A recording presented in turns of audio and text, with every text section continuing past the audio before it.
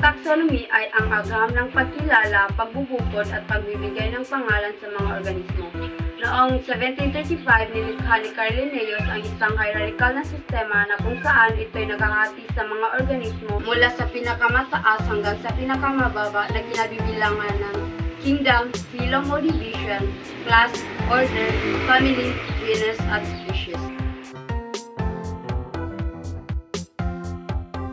Ngayon ay tatalakay naman natin ang kingdom. Tinatawag na kingdom ang pinakamalawak na dibisyon ng mga organismo. Nung una, hinati ni Linnaeus ang lahat ng organismo sa dalawang kingdom, ang plant kingdom at animal kingdom, at kamakailan ay naging anim na kingdom. Ang sistematika ay isang makabagong larangan sa biolohiya. Gumagamit ito ng teknolohiya upang maunawaan at maiuri ang mga halaman batay sa kanilang evolutionary relasyon na natutuklasan sa pamamagitan ng molecular na pananaliksik.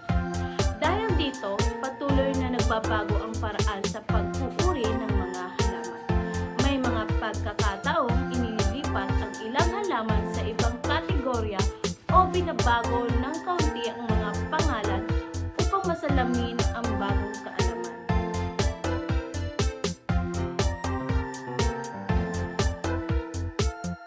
Ngayon, pag-uusapan natin ang kahalagahan ng plant kingdom.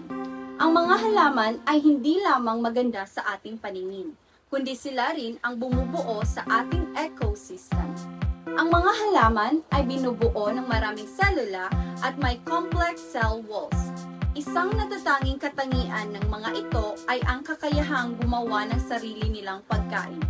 Tinatawag silang autotrophs.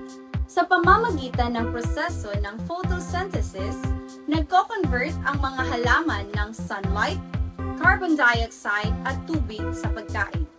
Mahalaga ang prosesong ito hindi lamang para sa mga halaman, kundi para sa lahat ng buhay sa mundo.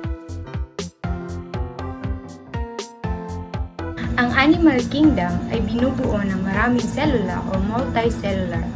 May komplikadong estruktura ng mga selula ang mga hayop. Umaasa sila sa mga halaman bilang pangunahing pinagkukunan ng pagkain. Isa ito sa pinakamalaking pangkat sa klasifikasyon ng mga organismo na may mahigit 1,000,000 kilalang uri. Sa mga ito, higit sa 3/4 ay mga arthropod. Karaniwan ay insekto. Madalas na pinag-aaralan sa kanilang natural na tirahan ang mga hayop tulad ng mga insekto at wildlife.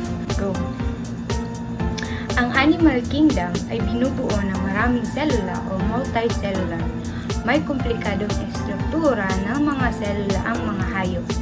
Umaasa sila sa mga halaman bilang pangunahing pinagkukunan ng pagkain.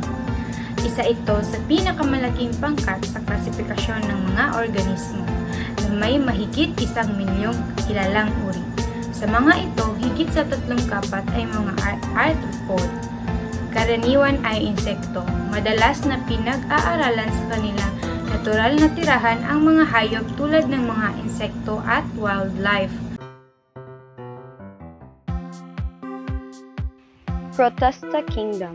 Mga selula na may iisang nucleus ang karamihan sa protista. Mga komplikadong selula na nakakakuha ng sustansya sa pamamagitan ng photosynthesis o sa pamamagitan ng pagkain ng ibang organismo. Kinabibilangan ng kingdom na ito ang iba't ibang mga microscopic organismo na magkakaiba sa isa't isa.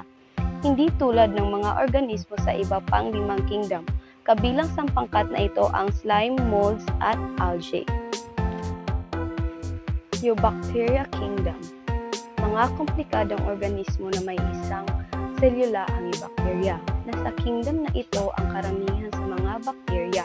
May iba't ibang tungkulin ang bakterya, kabilang ang pagiging sanhi ng ilang sakit sa mga halaman, mga pamamaraang biologika sa pagkontrol ng ilang peste, mga nitrogen fixers sa ilang uri ng halaman o mga legumbre, at nagsisibi rin itong pangunahing organikong magdideposito sa lupa. Maaaring mabuhay ang bakterya sa mga kapaligiran na may aerobic o wala anaerobic na oxygen para sa paghinga. Archaea kingdom. Mga organismo na may isang selula ang archaea. Matatagpuan sa mga ekstremong kapaligiran, tulad ng mainit na bukal o mga tubig na may matataas na asido o alkaline waters. Ang pangkat na ito ang huling natuklasan at kasalukuyang pinag-aaralan ang mga bagong impormasyon tungkol sa tirahan ng organismong ito.